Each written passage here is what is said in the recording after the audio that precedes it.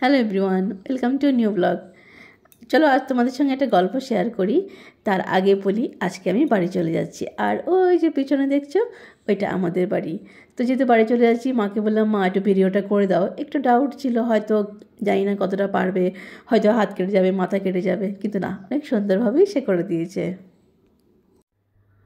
তো মায়ের বাড়ি যাওয়ার পথে ফেরার পথে এই ভিডিওগুলো করা তো আমার কাছে অনেক বেশি ভালো লাগে, সেজন্য স্মৃতি হিসেবে পরবর্তীকালে যাতে আমি দেখতে পারি সেজন্য এই ভিডিওগুলো আমি রেখে দিয়েছি।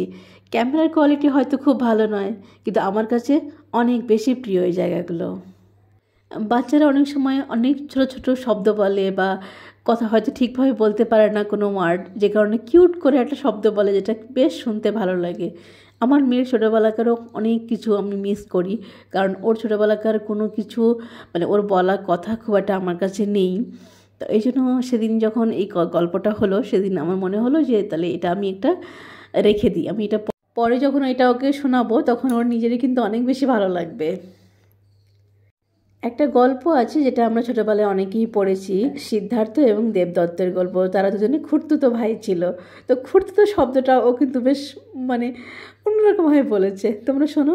তো কি ভাই? কি ভাই? খুরখুরতে ভাই। আবার বলো, কি ভাই? খুরখুতে। খুরখুতে। লাস্ট পর্যন্ত সিদ্ধার্থের কাছে লাস্টের হাসটা থাকলো।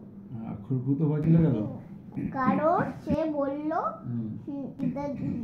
তার খুরখুতে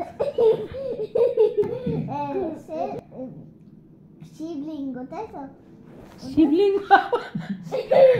এর মধ্যে শিবলিঙ্গ কোথা থেকে ঢুকলো? লিঙ্গ মানে গল্পটা অনেকটা এরকম ছিল, সিদ্ধার্থ আর দেবদত্ত দুই ভাই ছিল। তো সিদ্ধার্থ একটু পশু পাখি ভালোবাসত, তো অন্যদিকে দেবদত্ত একদিন একটা হাঁস মেরে তার কাছে এনেছে।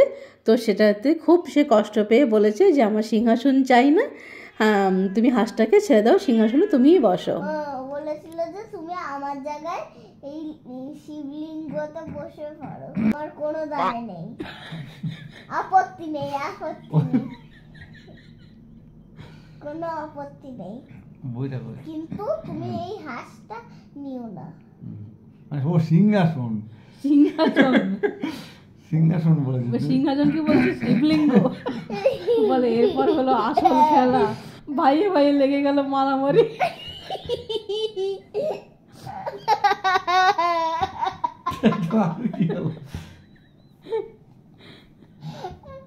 ঠিক আছে।